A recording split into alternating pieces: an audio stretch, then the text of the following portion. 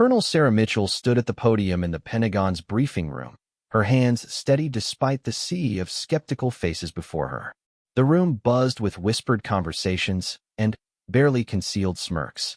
At 38, she was the youngest person ever to propose a complete overhaul of military strategic planning to the Joint Chiefs of Staff.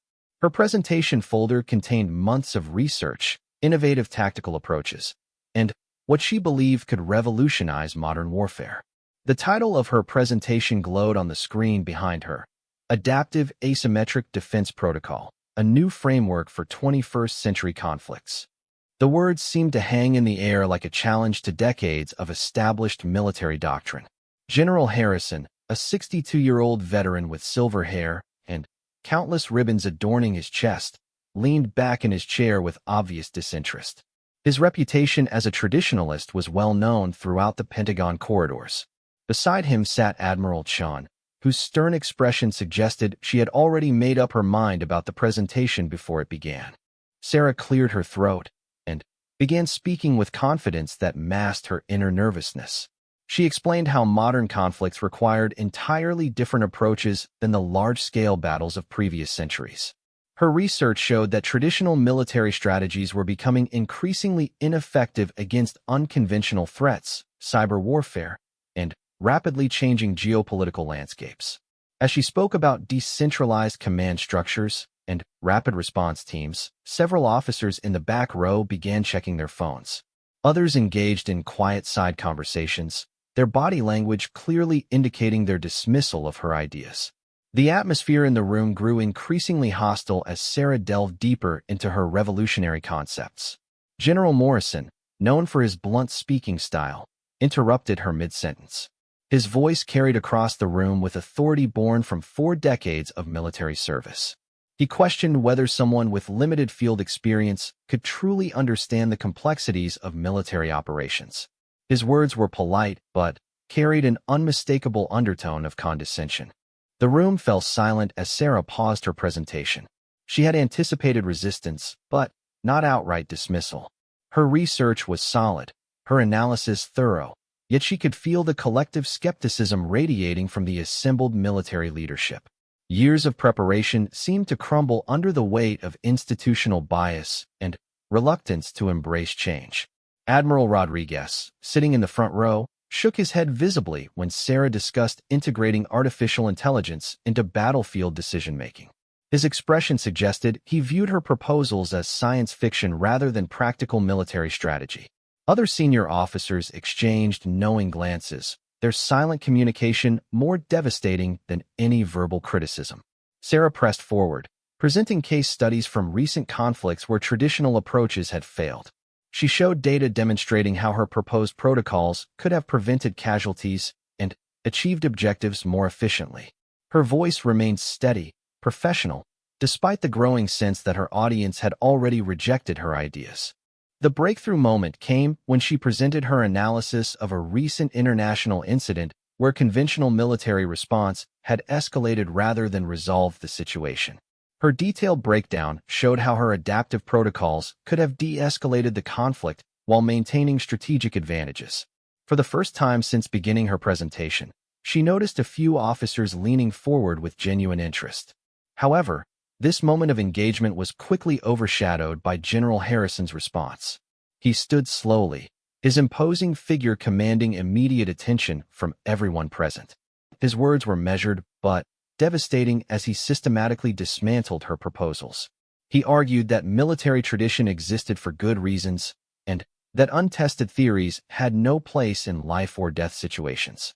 The general's critique focused on Sarah's lack of combat experience, questioning how someone who had never commanded troops in active warfare could propose revolutionary changes to military doctrine. His arguments resonated with many in the room who valued experience over innovation. The implicit message was clear. She was an outsider attempting to reform an institution she didn't fully understand. As General Harrison concluded his response, scattered applause rippled through the room. The sound felt like nails on a chalkboard to Sarah, each clap representing another vote of no confidence in her work. She realized that her presentation had become less about military strategy and more about defending her right to propose changes to established systems. Sarah attempted to address the general's concerns by highlighting successful implementations of similar strategies in other organizations and allied militaries. She presented testimonials from field commanders who had experimented with adaptive approaches and achieved remarkable results. Her evidence was compelling, but the room's atmosphere remained unchanged. The questions that followed were clearly designed to expose weaknesses rather than understand her proposals. Officers asked about logistics, implementation costs, and training requirements with tones suggesting they believed her ideas were impractical. Each question felt like an attack rather than legitimate inquiry into her research. Admiral Chin's question about accountability structures revealed the depth of institutional resistance Sarah faced. The admiral suggested that decentralized command structures would create chaos rather than efficiency. Her tone implied that Sarah's proposals were naive and dangerous, potentially putting soldiers' lives at risk through untested methodologies. Sarah found herself defending basic premises rather than discussing implementation details. The conversation had shifted from strategic planning to a fundamental debate about military philosophy. She realized that her audience wasn't just skeptical about her specific proposals, but resistant to any suggestion that current methods needed improvement. The presentation concluded with polite but hollow thanks from the session moderator. As officers filed out of the briefing room, their conversations made clear their dismissal of Sarah's work. Some laughed openly about the academic theories they had just witnessed, while others shook their heads in apparent disbelief that such proposals had reached the Joint Chiefs level. Sarah remained at the podium, gathering her materials while processing the magnitude of her failure. Months of research and preparation had been dismissed in less than 2 hours. The institutional resistance was far greater than she had anticipated, and she began questioning whether meaningful change was possible within existing military structures. Walking through the Pentagon corridors after her presentation, Sarah encountered sympathetic glances from junior officers who had attended the briefing.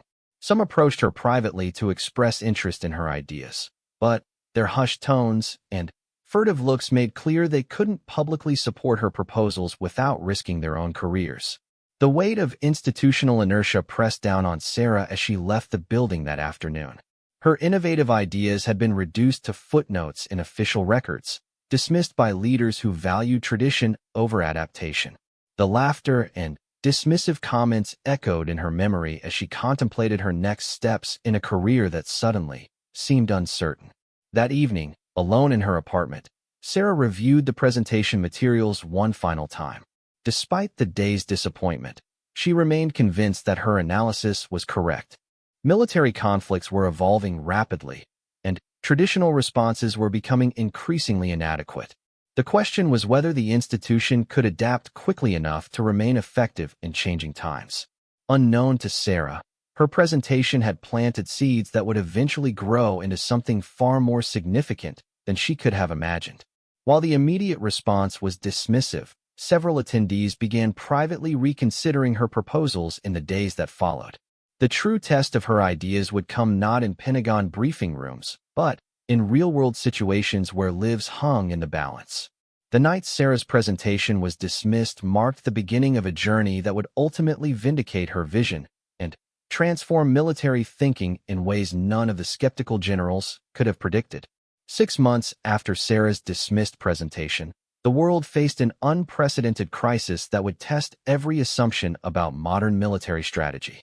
The situation began in the early hours of a Tuesday morning when multiple cyber attacks simultaneously crippled infrastructure across 3 allied nations. Power grids failed, communication networks went dark, and transportation systems ground to a halt in what appeared to be a coordinated assault on civilian targets. General Harrison found himself in the Pentagon's Crisis Management Center at 3 a.m, surrounded by flashing monitors displaying the scope of the unfolding disaster. Intelligence reports flooded in from around the globe, painting a picture of sophisticated attacks that seemed to anticipate and counter every traditional military response. The enemy remained invisible, striking through digital networks rather than conventional battlefields. The initial military response followed established protocols developed over decades of conventional warfare experience. task forces mobilized, aircraft carriers repositioned, and ground forces prepared for deployment to affected regions. However, within hours it became clear that traditional military assets were essentially useless against an enemy that existed primarily in cyberspace and operated through civilian infrastructure. Admiral Chun coordinated naval responses from her command post, but her destroyers and submarines couldn't engage targets that existed only as lines of code. The frustration in her voice was evident as she reported to the Joint Chiefs that conventional naval power was completely irrelevant to the current crisis. Her years of maritime experience provided no framework for combating an enemy that attacked through internet connections rather than physical weapons. General Morrison led ground force preparations, mobilizing thousands of troops and armored vehicles for potential deployment. However, as hours passed without any clear targets to engage, the limitations of conventional military thinking became painfully obvious. His forces were prepared for territorial defense and physical combat, but had no effective role in countering cyberattacks that originated from unknown locations around the world. The Pentagon's command structure, designed for clear hierarchies and defined territorial responsibilities, struggled to adapt to a threat that recognized no borders and operated outside traditional military domains. Communication delays between different service branches created confusion as each attempted to respond using their specialized capabilities, none of which seemed relevant to the current situation. Intelligence agencies worked frantically to identify the source of the attacks, but their analysis revealed the sophisticated nature of the threat. The attackers had anticipated standard intelligence gathering methods and implemented countermeasures that rendered most traditional surveillance techniques ineffective. Every attempt to trace the attacks led to dead ends or false leads designed to misdirect military response efforts. As the crisis entered its second day, civilian authorities began questioning why the world's most powerful military seemed helpless against the attacks. News reports highlighted the apparent disconnect between massive military budgets and the inability to protect basic infrastructure from cyber threats. Public confidence in military leadership began eroding as the attacks continued without effective response. President Williams convened an emergency meeting with the Joint Chiefs to demand immediate action. The president's frustration was palpable as military leaders admitted they were struggling to even identify appropriate targets for retaliation. Traditional concepts of proportional response and rules of engagement seemed irrelevant when facing an enemy that operated entirely outside conventional frameworks. Sarah Mitchell monitored the crisis from her assigned position in the Pentagon's Strategic Planning Division, her earlier presentation suddenly seeming prophetic rather than naive. The exact scenarios she had warned about were unfolding in real time, and the adaptive protocol she had proposed could have provided frameworks for responding to such unconventional threats. The crisis escalated when the attackers demonstrated their ability to manipulate not just civilian infrastructure, but military communication systems as well. Commands sent through standard channels were intercepted and altered, creating dangerous confusion among deployed forces. The security of military networks, previously considered impenetrable, proved vulnerable to the sophisticated assault. General Harrison faced the most challenging situation of his career as traditional command structures proved inadequate for the current threat. His decades of experience in conventional warfare provided no guidance for combating enemies who attacked through methods that hadn't existed when military doctrines were established. The general found himself questioning assumptions that had guided his entire professional life. International allies demanded coordinated responses, but existing military cooperation frameworks were designed for conventional threats with clear geographical boundaries. The current attacks transcended national borders and traditional concepts of sovereignty, making it unclear which nation's military should take the lead in developing countermeasures. Economic markets crashed as the attacks continued, demonstrating how modern warfare could achieve strategic objectives without firing a single shot or deploying any traditional weapons. The attackers were accomplishing what conventional military forces might achieve through months of costly campaigns, using methods that cost a fraction of traditional military operations. Media coverage highlighted the apparent helplessness of conventional military forces against the new threat. Military commentators struggled to explain why massive defense budgets couldn't protect against attacks that seemed to require relatively modest resources and technical expertise. The credibility of military leadership faced unprecedented challenges as public questions mounted. Colonel Sarah Mitchell found herself called into an emergency session with senior staff members who remembered her dismissed presentation. Suddenly, her warnings about the inadequacy of conventional military responses to asymmetric threats seemed less like academic theory and more like essential strategic planning. The very officers who had dismissed her ideas 6 months earlier now sought her input on the unfolding crisis. The Pentagon's strategic planning teams worked around the clock, attempting to develop effective responses using existing military capabilities. However, every proposed solution revealed additional limitations of conventional military thinking when applied to unconventional threats. The gap between military capabilities and actual security needs had never been more apparent. International diplomatic efforts to address the crisis faced similar challenges as traditional diplomatic channels proved inadequate for managing conflicts that operated outside established international frameworks. The attackers recognized no sovereignty, signed no treaties, and operated by rules that existed nowhere in international law. Sarah's earlier presentation had proposed exactly the types of adaptive, decentralized response protocols that the current situation demanded. Her research had anticipated scenarios remarkably similar to the unfolding crisis, and her proposed solutions suddenly seemed far more relevant than the conventional military responses that were proving ineffective. The fourth day of the crisis brought new attacks that demonstrated the enemy's ability to learn and adapt to countermeasures faster than traditional military forces could implement them. Each defensive action was quickly neutralized by modified attack strategies, creating a technological arms race that conventional military structures were poorly equipped to fight. Emergency meetings continued around the clock as military leaders struggled to develop effective responses.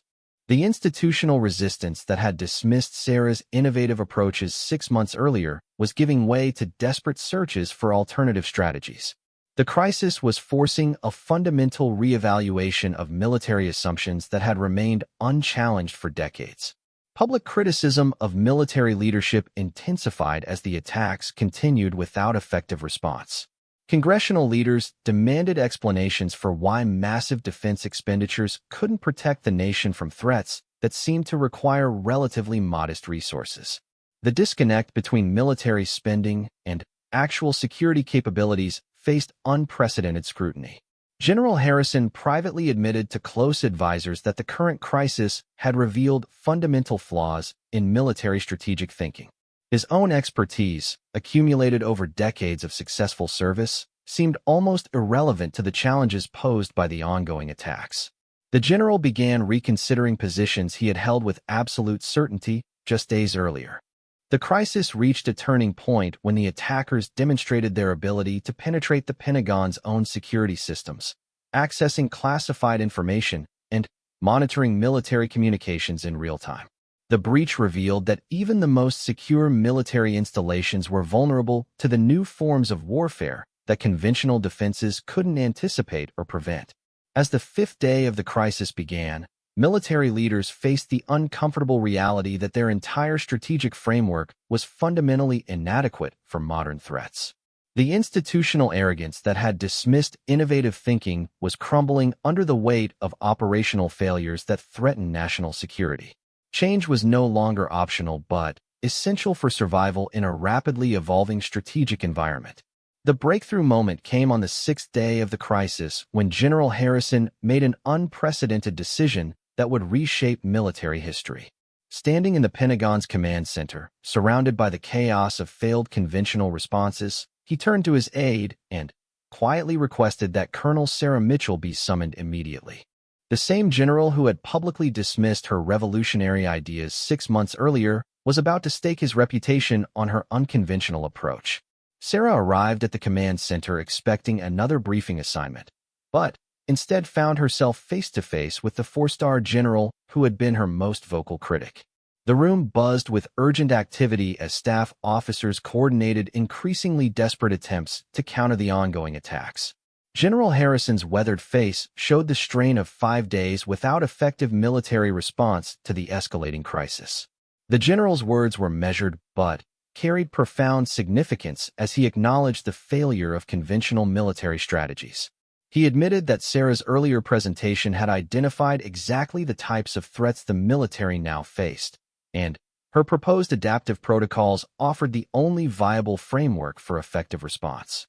The institutional pride that had rejected innovation was giving way to pragmatic recognition of operational necessity. Sarah felt a mixture of vindication and responsibility as she realized the magnitude of the opportunity before her. The same briefing room where her ideas had been dismissed with laughter now became the staging ground for implementing revolutionary military strategies. The crisis had created conditions where radical innovation was not just accepted but desperately needed for national security. The implementation of Sarah's adaptive protocols began immediately, transforming the Pentagon's response structure within hours. Instead of rigid hierarchical commands, fluid task forces formed around specific aspects of the cyber threat. Communications shifted from formal channels to rapid response networks that could adapt to changing conditions faster than traditional military bureaucracy allowed. Admiral Chun, who had initially opposed Sarah's decentralized command concepts, found herself leading one of the first adaptive response teams. Her decades of naval experience provided valuable perspective as the team developed strategies for protecting maritime infrastructure from cyber attacks. The Admiral's expertise remained relevant, but was now applied through flexible frameworks rather than rigid protocols. General Morrison embraced the new approach with surprising enthusiasm, recognizing how adaptive strategies could enhance rather than replace traditional military capabilities. His ground forces became rapid response units capable of protecting critical infrastructure, while cyber specialists worked to counter digital attacks. The integration of conventional and unconventional capabilities created synergies that neither approach could achieve alone. The first success of Sarah's adaptive protocols came when her decentralized teams identified patterns in the attacks that centralized intelligence agencies had missed. By sharing information rapidly across traditional service boundaries, analysts discovered that seemingly unrelated cyber incidents were actually coordinated phases of a larger strategic assault. This breakthrough provided the first clear picture of the enemy's actual objectives. Within 24 hours of implementing adaptive strategies, military response effectiveness increased dramatically. Flexible command structures allowed rapid deployment of specialized capabilities to counter specific threats as they emerged. The same military assets that had seemed irrelevant under conventional frameworks became highly effective when employed through Sarah's innovative protocols. International allies noticed the improved American military response and requested information about the new strategies being employed. Sarah found herself briefing foreign military leaders about adaptive protocols, explaining how flexible frameworks could enhance rather than replace traditional military capabilities. Her ideas began spreading beyond American forces to allied militaries facing similar challenges. The transformation was not without resistance from some quarters of the military establishment. Career officers who had built their reputations on conventional military thinking struggled to adapt to rapidly changing operational frameworks. However, the dramatic improvement in response effectiveness made resistance increasingly untenable as results spoke louder than institutional preferences. President Williams personally commended the innovative military response during a secure video conference with the Joint Chiefs. The president's praise focused specifically on the adaptive protocols that had transformed military effectiveness within days of implementation. Sarah's ideas had moved from academic theory to presidential recognition in less than a week. General Harrison privately apologized to Sarah for his earlier dismissive response to her presentation. The general acknowledged that institutional bias had blinded him to innovative approaches that could have prevented much of the damage caused by the crisis. His humility in admitting error demonstrated the profound transformation occurring within military leadership. The media began reporting on the mysterious improvement in military response to the ongoing crisis without knowing the specific innovations being employed. Military effectiveness that had been questioned just days earlier was now being praised as officials countered attacks with increasing success. The public's confidence in military leadership began recovering as results improved. Sarah's adaptive protocols proved particularly effective at anticipating and countering the enemy's evolving tactics. Traditional military planning focused on responding to known threats, but her framework enabled proactive adaptation to emerging challenges. This capability proved crucial as attackers modified their strategies to overcome early defensive successes. Admiral Rodriguez, who had initially questioned the integration of artificial intelligence into military operations, became one of the strongest advocates for Sarah's technological innovations. His experience with maritime systems provided valuable insights for applying adaptive protocols to naval operations. The admiral's conversion from skeptic to supporter symbolized the broader transformation occurring throughout military leadership. The success of adaptive protocols extended beyond immediate crisis response to fundamental improvements in military planning processes. Decision-making cycles that previously required days or weeks were compressed to hours or minutes without sacrificing thoroughness. Information flowed more efficiently through flexible networks than through traditional hierarchical channels. International military observers arrived at the Pentagon to study the innovative response strategies being employed. Sarah found herself explaining adaptive protocols to generals and admirals from allied nations who wanted to implement similar approaches in their own military structures. Her ideas were spreading globally as their effectiveness became undeniable. The crisis had revealed not just the limitations of conventional military thinking but also the potential for rapid institutional transformation when survival was at stake. The same organization that had dismissed innovation 6 months earlier was now embracing radical changes with remarkable speed. Cultural transformation that might have taken decades occurred within days under crisis conditions. Colonel Mitchell was promoted to the newly created position of Director of Adaptive Strategic Planning, reporting directly to the Joint Chiefs. Her revolutionary ideas had evolved from academic theory to official military doctrine in less than a year. The institutional recognition represented not just personal vindication, but validation of innovative thinking within military culture. The adaptive protocols continued evolving as they were implemented, incorporating lessons learned from real-world application.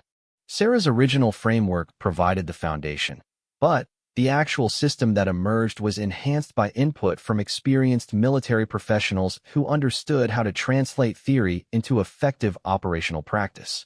Collaboration between innovation and experience produced results that neither could achieve independently. General Harrison announced the formation of a permanent adaptive strategy division within the Pentagon, charged with continuously developing military responses to emerging threats. The general's public endorsement of revolutionary military thinking represented a complete reversal from his earlier position and signaled institutional commitment to ongoing innovation. The transformation of military thinking accelerated as success bred confidence in adaptive approaches. Officers who had initially resisted change became advocates for continued innovation as they witnessed the effectiveness of flexible frameworks. The culture of institutional conservatism gave way to recognition that adaptation was essential for maintaining military effectiveness. Sarah's presentation materials, which had been filed away and forgotten after her dismissed briefing, were retrieved and distributed to military planning teams worldwide. The same ideas that had been ridiculed 6 months earlier became required reading for strategic planning professionals. The documents that had once symbolized rejected innovation now represented the foundation of modern military doctrine. The crisis that had exposed the limitations of conventional military thinking was becoming the catalyst for the most significant transformation in military strategy since the end of the Cold War. Sarah's adaptive protocols were proving that innovation could enhance rather than replace military tradition, creating capabilities that neither conventional nor revolutionary approaches could achieve alone. The moment that would forever change military history occurred exactly 18 months after Sarah's dismissed presentation, in the same Pentagon briefing room where her ideas had been ridiculed with laughter. This time, however, 4 American generals stood in unison as she entered the room, their gesture of respect marking the complete transformation of institutional attitudes toward innovative military thinking. General Harrison, Admiral Chun, General Morrison, and Admiral Rodriguez rose simultaneously as Sarah approached the podium, their coordinated actions serving as a powerful symbol of how dramatically military culture had evolved. The same officers who had once dismissed her revolutionary concepts were now publicly acknowledging her contributions to national security and military effectiveness. The briefing room was packed with military officials from around the world, including representatives from NATO allies, Pacific Theater commanders, and strategic planning specialists from multiple continents. Sarah's adaptive protocols had become the global standard for military response to unconventional threats, and her influence extended far beyond American military structures.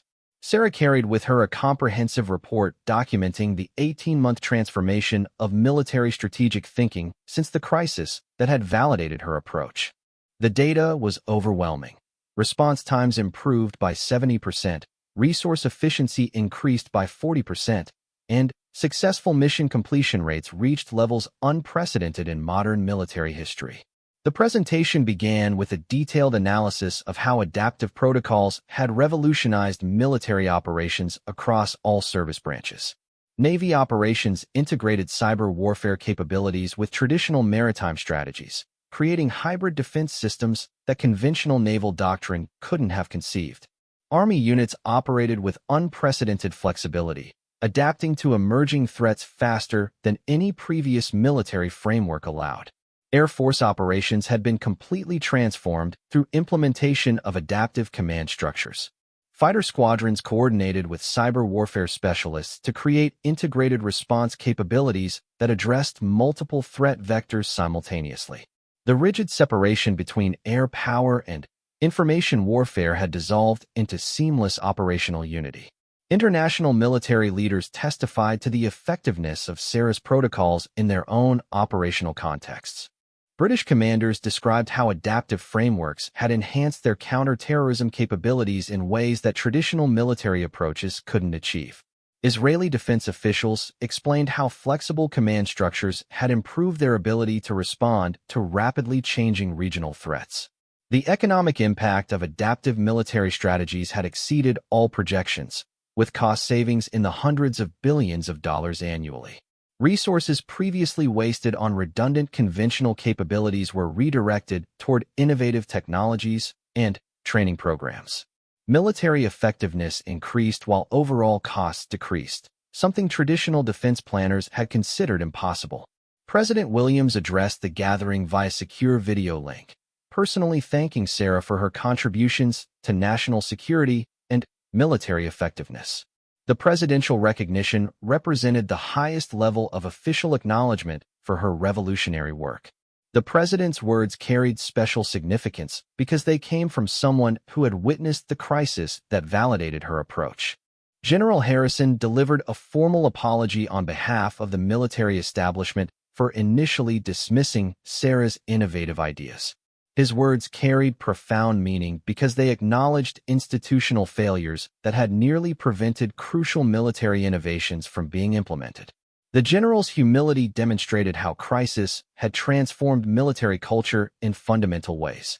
The four generals who rose to honor Sarah represented different aspects of the military transformation her ideas had enabled. General Harrison embodied the conversion of traditional Army thinking to adaptive frameworks. Admiral Chen demonstrated how naval operations could embrace technological innovation without abandoning maritime expertise. General Morrison's presence represented the successful integration of conventional ground forces with unconventional strategic thinking. His initial skepticism had given way to enthusiastic advocacy for adaptive approaches as he witnessed their effectiveness in actual operations. The general's transformation symbolized broader changes occurring throughout military culture. Admiral Rodriguez's participation highlighted how the most conservative elements of military leadership had embraced revolutionary change when its effectiveness became undeniable. His journey from skeptic to supporter demonstrated that institutional resistance could be overcome through demonstrated results rather than theoretical arguments. Sarah's current presentation focused on future developments in military strategic thinking, building upon the foundation established during the crisis 18 months earlier. Her ongoing research addressed emerging threats that conventional military thinking couldn't anticipate, including climate-related security challenges, resource conflicts, and technological disruptions that would reshape global security environments. The audience included senior military officials who had traveled from every continent to attend Sarah's presentation. Her influence extended beyond American forces to military organizations worldwide that had implemented versions of her adaptive protocols. The global reach of her impact demonstrated how innovative ideas could transcend national boundaries when their effectiveness was proven. Military academies had redesigned their curricula around Sarah's strategic frameworks, ensuring that future officers would be trained in adaptive thinking from the beginning of their careers. Traditional military education focused on historical precedents and established doctrines, but new programs emphasized flexibility, innovation, and rapid adaptation to changing circumstances. Defense contractors had invested billions of dollars in developing technologies specifically designed to support adaptive military operations. The private sector's embrace of Sarah's concepts validated their commercial viability while accelerating their implementation across military services. Innovation that began in Pentagon briefing rooms was now driving transformation throughout the defense industrial base. The presentation concluded with Sarah's vision for the next phase of military evolution, addressing challenges that were only beginning to emerge on strategic horizons. Her framework for continuous adaptation ensured that military thinking would continue evolving to meet changing threats rather than becoming locked into new orthodoxies that might prove inadequate for future challenges. The standing ovation that followed Sarah's presentation lasted for several minutes, with military officials from multiple nations rising to acknowledge her contributions to global security. The applause represented not just personal recognition, but institutional acknowledgement that innovation was essential for military effectiveness in rapidly changing strategic environments. General Harrison presented Sarah with a specially commissioned medal recognizing her contributions to military strategic thinking. The ceremony was broadcast live to military installations worldwide, ensuring that her example would inspire future generations of military innovators. The medal represented official recognition that innovative thinking was as valuable as traditional military virtues. Following the presentation, Sarah met privately with the 4 generals who had honored her entrance to discuss ongoing developments in adaptive military strategy. The conversation revealed how completely military culture had transformed since her original dismissed presentation. Innovation was no longer viewed as a challenge to tradition, but as essential for preserving military effectiveness. The private meeting also addressed lessons learned from implementing adaptive protocols under actual operational conditions. Field experience had validated Sarah's theoretical framework while revealing practical considerations that academic analysis couldn't anticipate. The combination of innovative thinking and operational expertise had produced military capabilities that exceeded even Sarah's original expectations. Media coverage of the event focused on the dramatic transformation represented by the 4 generals' gesture of respect. Military affairs commentators described the moment as symbolic of broader changes occurring within American military culture. The image of senior military leaders honoring innovative thinking became an iconic representation of institutional transformation. Sarah's journey from dismissed academic to globally recognized military strategic thinker demonstrated how crisis could accelerate institutional change in ways that normal circumstances couldn't achieve. Her persistence in developing innovative approaches despite initial resistance had ultimately revolutionized military thinking on a global scale. The evening concluded with a formal dinner attended by military leaders from around the world, celebrating not just Sarah's personal achievements, but the broader transformation of military culture toward embracing innovation.